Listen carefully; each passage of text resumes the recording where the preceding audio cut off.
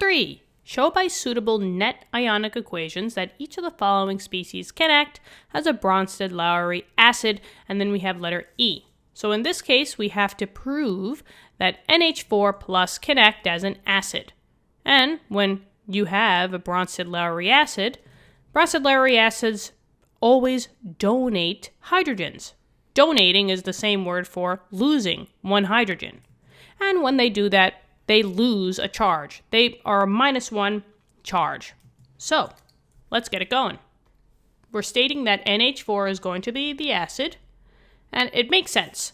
Acids are generally positive charges, and they have hydrogens to donate. So in this case, this, ammonium, which is NH4+, has 4 hydrogens, technically. So it could lose 1.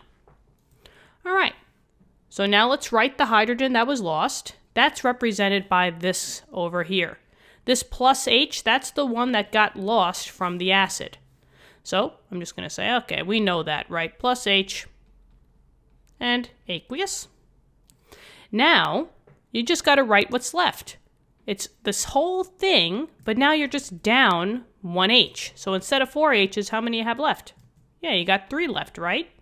But I have to write it over here as the conjugate base. Conjugate just means that your species is on the product side. It's a fancy way for saying product side, acid or base. So in this case, we have NH3. So we lost 1 hydrogen. Now we just got to fix the charge. Whenever you lose a hydrogen, you're always going to subtract 1 from your original charge. And here, your original charge, it was a plus. That means that it was a +1. So, coming over here, +1, I have to -1. +1 minus 1 is neutral.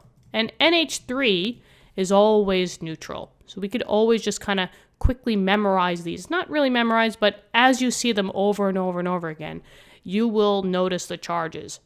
NH3 will always be 0. It will never be a plus charge. It will never be a negative charge. And the same thing for NH4. It's always going to be a plus. So you'll kind of start seeing these, charges with their elements respectively. And it will start kind of clicking.